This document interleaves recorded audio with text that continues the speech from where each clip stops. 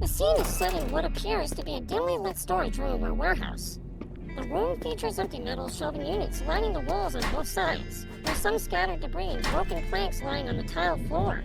In the center of the image, the doorway opens into a darker space beyond, framed by the faint glow of a single light. Emerging from this doorway is a Roblox character, potentially John Foundation. His expression, with a simple smile, contrasts the ominous environment.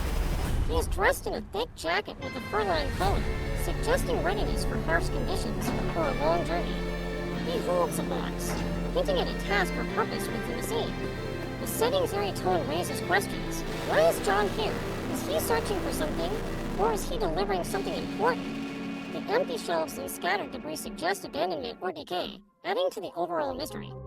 In this new scene, the atmosphere grows even more tense. The dim lighting reveals a faintly illuminated room with industrial elements like pipes and storage shelves, evoking an abandoned or decrepit facility. Dust falls gently from the ceiling, an ominous sign indicating an approaching event, perhaps the presence of Rush, a known and dangerous entity in this world. The air seems thick, not just with dust but with foreboding. However, an unexpected twist adds to the suspense. There's knocking on the nearby door. This auditory cue is unusual, as it introduces the possibility of a new, yet-to-be-encountered entity. The combination of visual and auditory signals creates an uneasy sense of dual threats. Rush might be imminent, but the knocking suggests a separate danger lurking just out of sight. Is this knocking a red herring meant to distract John Foundation, or does it herald the arrival of something new and potentially more terrifying? The room's minimal lighting, combined with the unsettling sounds, amplifies the tension, making this moment pivotal in the unfolding mystery. All eyes and ears are on that door as we wait to see what lies beyond. In this scene, John Foundation is shown attempting to break through a barricaded door using a crowbar. The door is heavily reinforced with wooden planks, suggesting that someone or something deliberately sealed it, possibly to keep something dangerous out or in. John's stance indicates determination and urgency, implying that whatever lies on the other side is vital to his mission or survival. The dim lighting of the room and the scattered debris amplify the sense of desolation and tension. Metal shelving units loom on the left, empty and abandoned, while lockers and other storage units in the background hint at a once functional to decay. The silence of the image feels heavy, broken only by the sound of wood splintering as John works to force his way through. This action raises a critical question. Is John trying to escape something behind him, or is he seeking to uncover what lies beyond the blocked door? The use of the crowbar suggests that time is of the essence, adding to the suspense. Could this door lead to safety, or does it hold a new, unknown threat? This moment feels like the calm before a potential storm, keeping the audience on edge as they await the next development. The scene intensifies with the ominous focus on door 113. The room is dimly lit, with minimal furnishings like a bulletin board, a trash bin, and shelving units that feel untouched for years. At the center, the door itself becomes the focal point, with its simple design and the clearly visible label 113. This numbering might hold some significance, perhaps marking a specific area or concealing a hidden meaning. The tension lies in the sound, loud, repetitive banging against the door from an unseen enemy. The force of the knocks reverberates through the silent space, suggesting something urgent or desperate on the other side. The identity of the entity remains unknown. The aggressive nature of the noise sits in either an attempt to break in or a demand for attention. What's even more unsettling is the eerie stillness of the surrounding environment, as if the rest of the space is holding its breath, waiting for the inevitable reveal. The question remains, is this an established threat like Rush or Seek, or are we witnessing the introduction of a new and terrifying presence? Door 113 has become a symbol of suspense, holding the audience in anticipation for what lies beyond. In this image,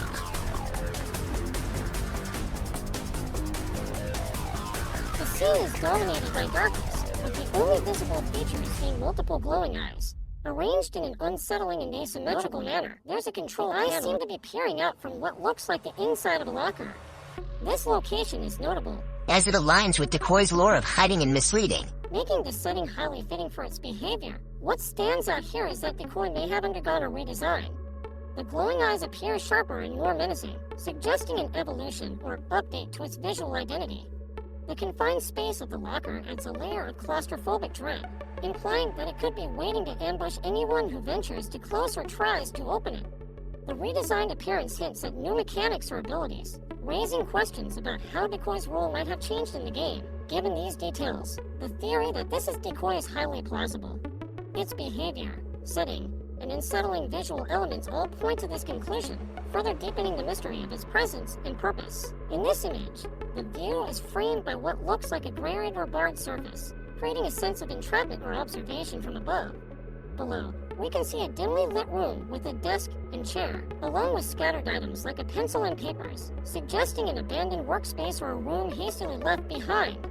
The soft lighting and muted tones add to the somber atmosphere. Rain can be faintly seen or inferred, likely falling beyond the grate or visible through reflections, further enhancing the mood of isolation and tension. The rain creates a subtle, almost soothing backdrop, but it also reinforces the loneliness and unease of the scene. The presence of the grate makes it feel like the viewer is either trapped looking down or peering into a space they can't reach. Perhaps John Foundation is observing this area from a safe vantage point. The question arises, why is this area important? Does the barred view suggest that this room holds something significant? Locked away for a reason. The rain outside juxtaposes the eerie stillness within, hinting that this moment might be a calm before another pivotal discovery or encounter. In this scene, the tension builds further as the lighting plays a critical role. The room is mostly cloaked in darkness, with faint light emanating from a few remaining fixtures, highlighting the industrial and abandoned feel of the area. At the center's door 153, its number barely visible in the dim light. The room feels ominously still, except for the unsettling detail. The lights above door 153 are breaking. The shattering lights send an audible and visual cue that something is about to happen. The breaking of the lights is often associated with the arrival of an entity or the onset of a dangerous event, creating a sense of dread and anticipation. The darkness spreading over the room suggests an encroaching threat, with door 153 serving as the focal point of the scene. The significance of this door is now undeniable. Is it a gateway to safety, or does it conceal a lurking danger? The deliberate progression toward this door, combined with the breaking lights, hints at an impending encounter. The atmosphere is thick with suspense, leaving the viewer wondering what lies ahead for John Foundation as he inches closer to this mysterious threshold. This image captures a moment of high tension and motion, an elevator plunging rapidly downward. The middle grating, illuminated by fiery light streaks along the walls, frames the chaotic descent, making it clear that this is no ordinary fall. Boxes and items within the elevator are visibly tossed about, adding to the sense of speed and instability. The warm, almost infernal glow of the surroundings suggests that this descent is dangerous, perhaps even catastrophic. The visual similarities to the starting cutscene of Floor 2 are unmistakable, implying a direct connection or homage to the lore of the environment. The rapid full light signify a forced transition to a deeper, more perilous level of the facility, where unknown dangers await. This event feels deliberate, as though the elevator itself is not just a means of transport, but a mechanism for thrusting the protagonist into the heart of the mystery. The intense visuals and implied speed evoke a sense of helplessness, as control seems to be stripped away entirely. The scene begs the question, is this descent simply a dramatic beginning to the next phase? Or is it foreshadowing the dangers and stakes that lie below?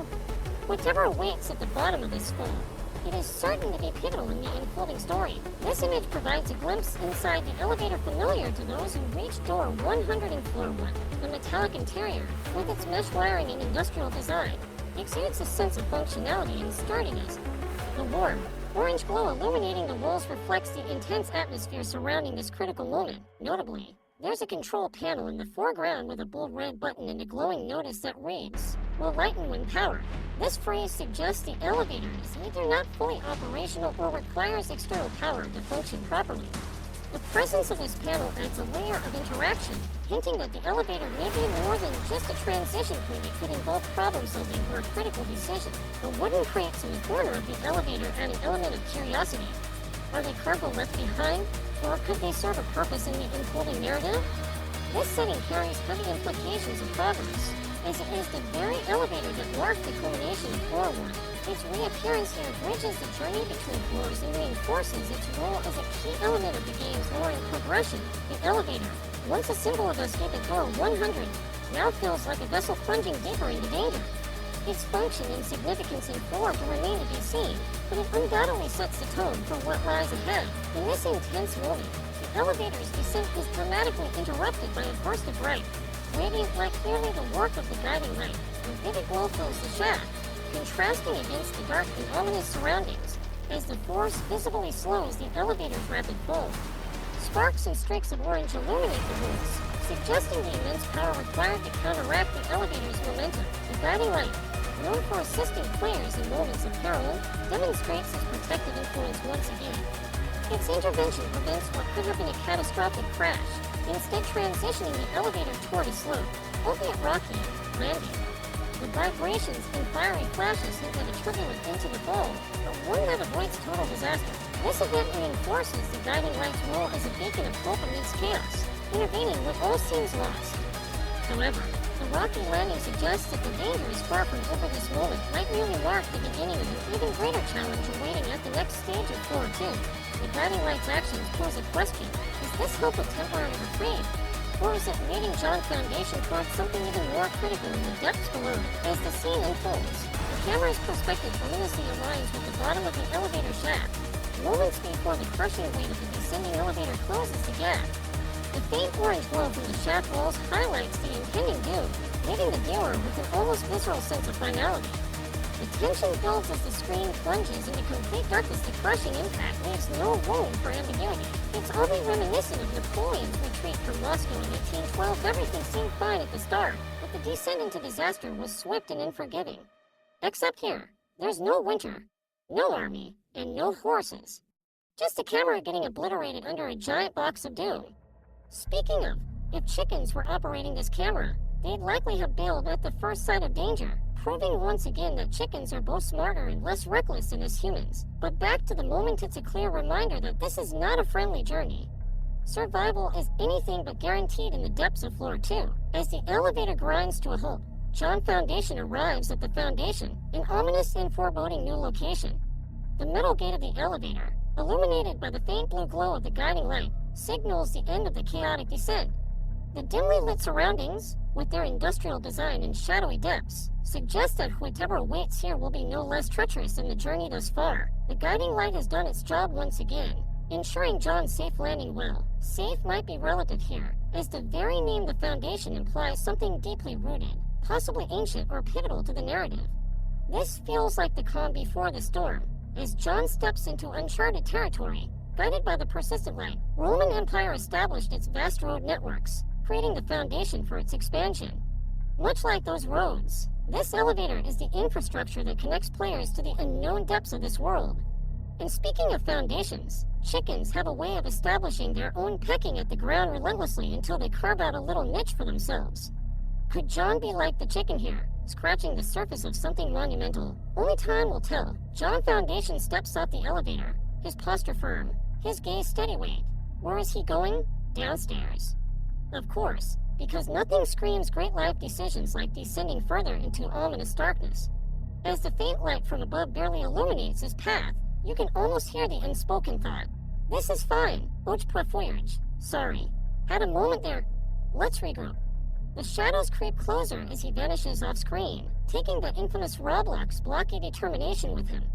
If history tells us anything, it's that descending stairs into the unknown usually leads to something terrific, like in Pompeii minus the volcano. Or wait, was that more of an upstairs explosion situation? Anyway, no chickens in sight. Disappointing, really. They'd have squawked something like, "Stairs? No thanks. We're winging it. Onward. John, to whatever floor to horrors await. Let's hope it's not lava, or spiders, or lava spiders."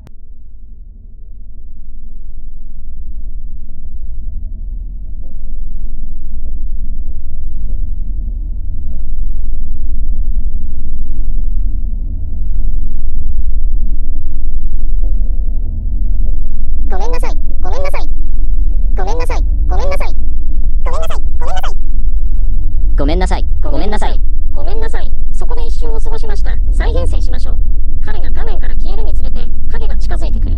彼はあの悪名高い、ロブロックスの、ブロッキーな決意を持っていく。ごめんなさい。歴史が教えてくれるなら、階段を降りて、未知の世界へ。通常、何か素晴らしいことにつながります。火山を除いたポンペイのように、または、待ってください。ごめんなさい。で爆発したのか？ごめんなさい。ごめんなさい。ごめんなさい。ごめんなさい。ごめんなさい。